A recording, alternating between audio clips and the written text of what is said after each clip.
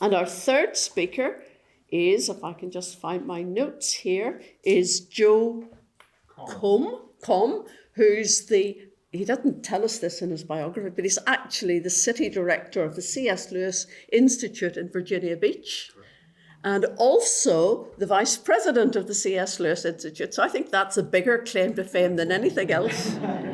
He'll maybe say a little bit more about himself when he rises to speak. Well, good afternoon. Thank you first to John Brown University. Thank you to Union Theological College. Thank you to my good friend, Stuart Horner, to Dr. John Gillespie and Dr. Curtis White for putting on this amazing symposium today. My wife and I are from Virginia in the United States, and I'm going to steal a word that Reese used this morning. He used the word engulfed. And we come from 3 months of being engulfed with the political. And I can't tell you how wonderful it is here to be today engulfed by all things Lewis. So first, let me say what an incredible honor it is for me to be here among such distinguished C.S. Lewis thinkers and scholars. And when I first started thinking about this conference and thinking about the idea of C.S. Lewis and last things, I had just started reading in my devotional time the book of Ephesians. And I was right at the beginning, first chapter, and I came across these verses. This is 7 through 10. In him we have redemption through his blood, the forgiveness of our trespass, according to the riches of his grace, which he lavished upon us in all wisdom and insight, making known to us the mystery of his will, according to his purpose, which he set forth in Christ as a plan for the fullness of time. Which he set forth in Christ as a plan for the fullness of time, to unite all things in him, things in heaven and things on earth. And I thought to myself, there's an eschatological statement. In addition to all these wonderful things God undeservedly gives us, redemption through Christ's blood, forgiveness of our trespass, being lavished in his grace. And here's where we get to last things. It's through Christ that God's plan for the fullness of time is to unite all things, things in heaven and things on earth, to him. So this verse painted such a beautiful, imaginative panorama for me. And I went and looked at it in the Greek, in the fullness of time. And the Greek is pleromatos ton kairon. When I read that in Greek, I knew I had found my talk. So generally, the word pleroma, for fullness, pleroma, is used to mean something that fills up to full measure. For instance, if my good friend Stuart Horner and I go down to the Crown bar and I order a Guinness, the bartender will take a Guinness glass off the shelf. He'll pull the tap handle, fill it up 3/4 of the way, right? This is the Guinness way. Wait a few minutes and fill my Guinness glass up to the top.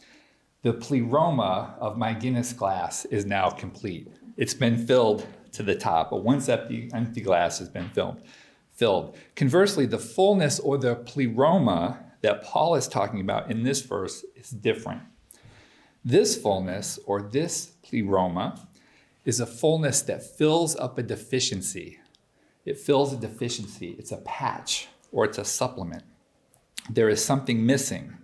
And the fullness as used by Paul is meant to remedy that deficiency. So it is in our world. We have deficiencies, sin and death, which we all experience. And Paul is telling us that God's plan executed through Christ will remedy these deficiencies and provide for an ultimate fullness in last things. Now, enter C.S. Lewis. We close that door maybe, right?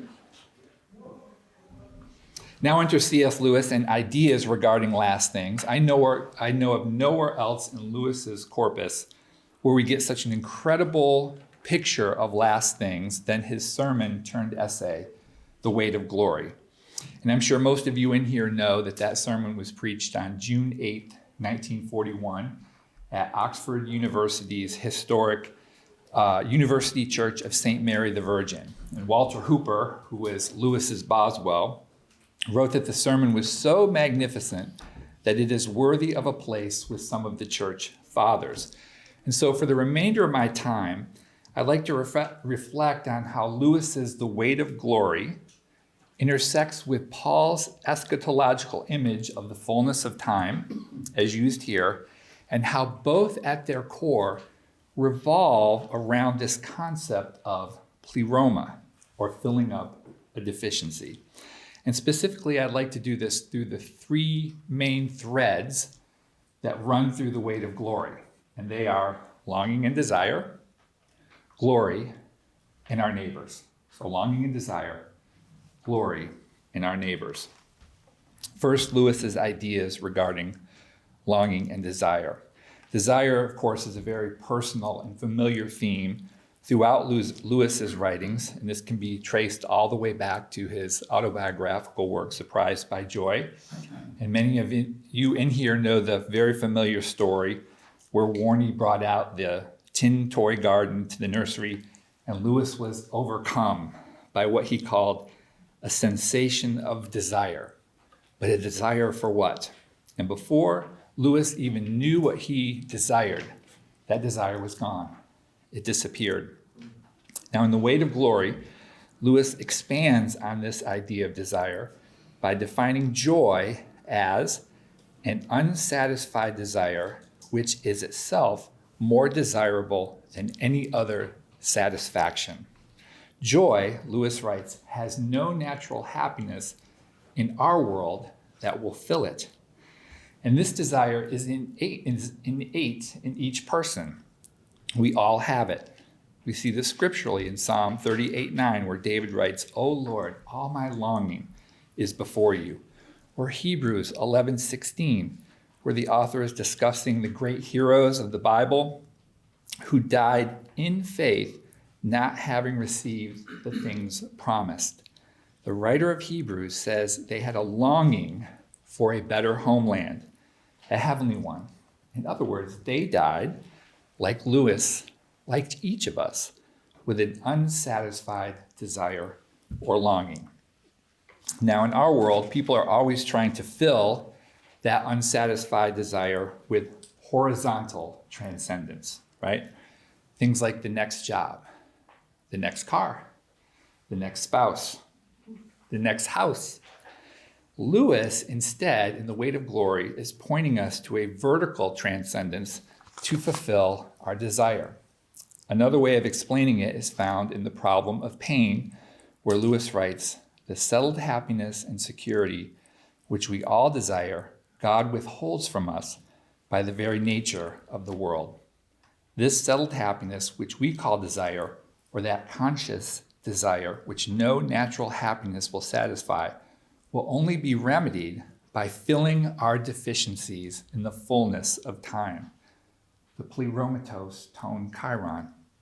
Now, where might we see something specific in Paul's eschatology regarding last things that point to filling up deficiencies? Well, that's an easy one. I'm about to turn 60 next year, and as I close in on this momentous occasion, I realize I am not the same person I was when I was 20. I'm not the same person I was when I was 30. I'm not even the same person I was 5 years ago. My deficiencies are adding up. But Paul tells us, yes, Jerry, you think that's funny. But Paul tells us at the end of the first letter of Corinthians that this body, my body, is like a kernel of wheat, and that at my death, it is to be sown perishable, and what will be raised will be imperishable. My mortal body will put on immortality. God's plan for the fullness of time, the pleromatos ton chiron, will take away my physical deficiencies, will take away your physical deficiencies, performing an act of ultimate healing for each of us by giving us new resurrection bodies that will be personal, that will be embodied, and that will exist throughout all eternity. Next, let's look at the second thread that runs through The Weight of Glory, and that's the idea of glory. Lewis begins by saying initially that he thought glory was either fame, being better known than other people, or luminosity, being a brighter light bulb. Neither idea appealed to him. Instead, Lewis found that glory was really the satisfaction of having pleased those whom I rightly loved and rightly feared. That was glory for Lewis. Now, growing up, I loved my parents and I wanted to make them happy. And when I did please them or knew they were proud of me, it made me happy. It's like when Samwise Gamgee told Faramir, the praise of the praiseworthy is beyond all praise. But in our world, there are times when we let people down. So I'm sure there are times in my life I've let my beautiful wife down, who you heard from a few minutes ago this morning. Or there are times when I had let my children down.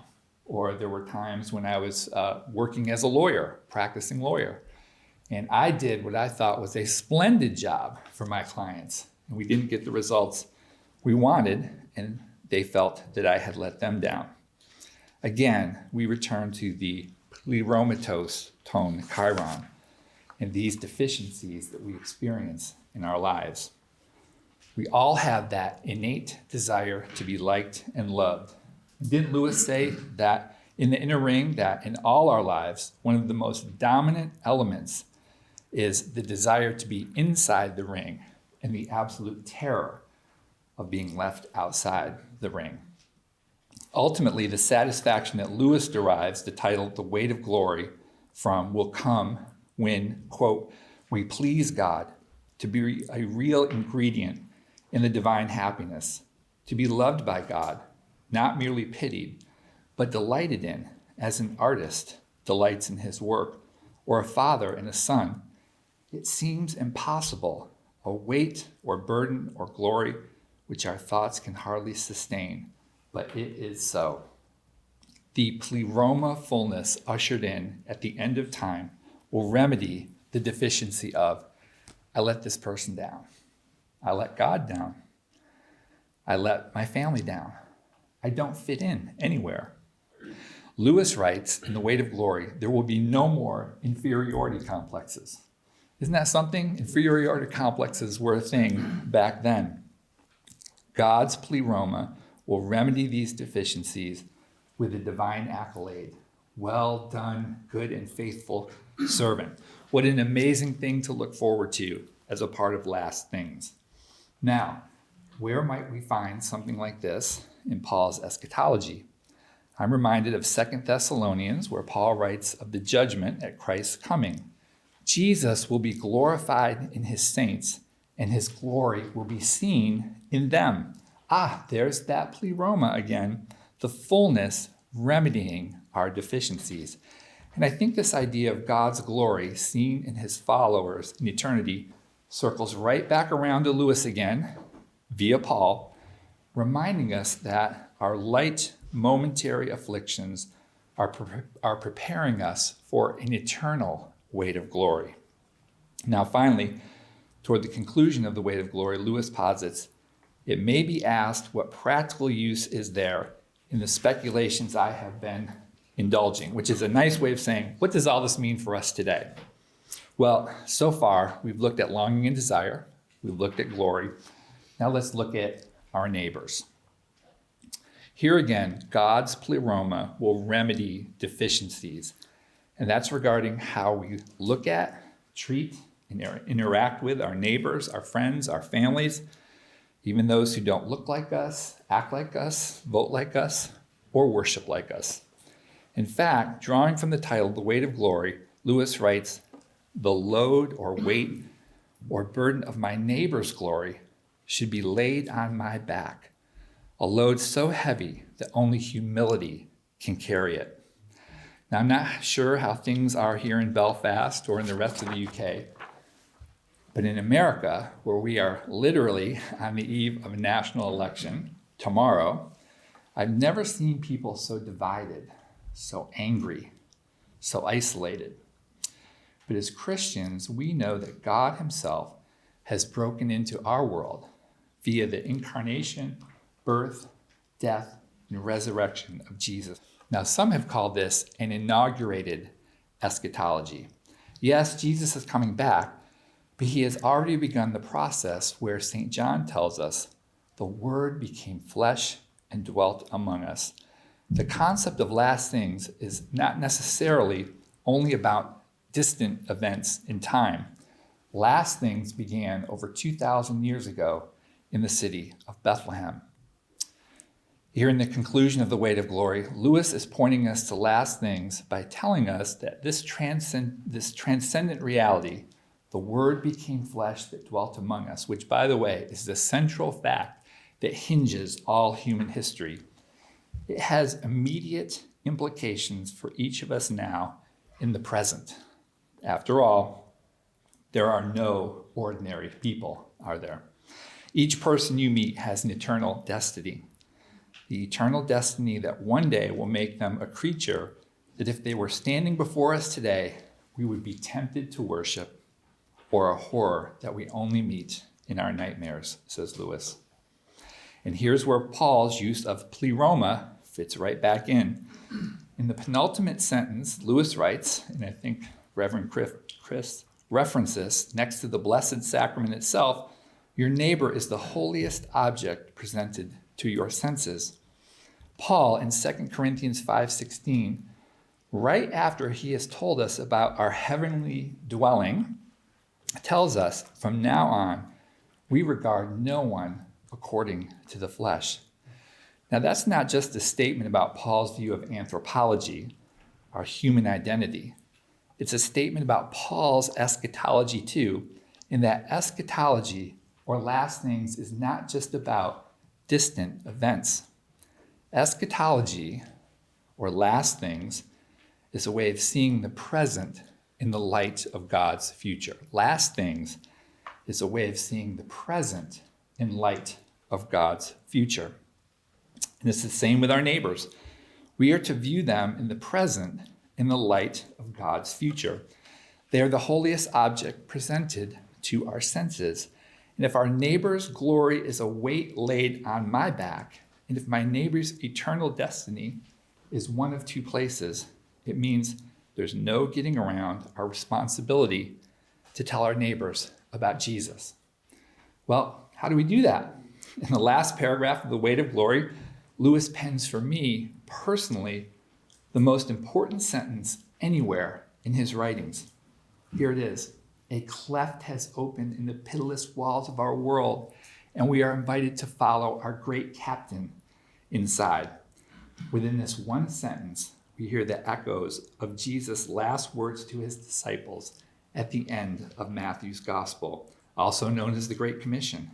Go and make disciples of all nations and teach them to obey all I have commanded.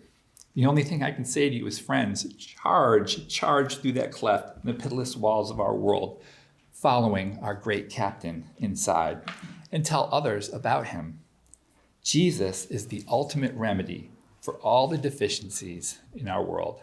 He's the remedy for sin and death. And it's interesting that in this phrase, pleromatos ton kairon, Paul uses kairos as opposed to chronos for time. Chronos time, of course, is that measured, ticking, linear concept of time. Kairos time, which Paul uses here, is more qualitative. It's opportune. Some people refer to it as deep time. In kairos time, you lose your sense of chronos time.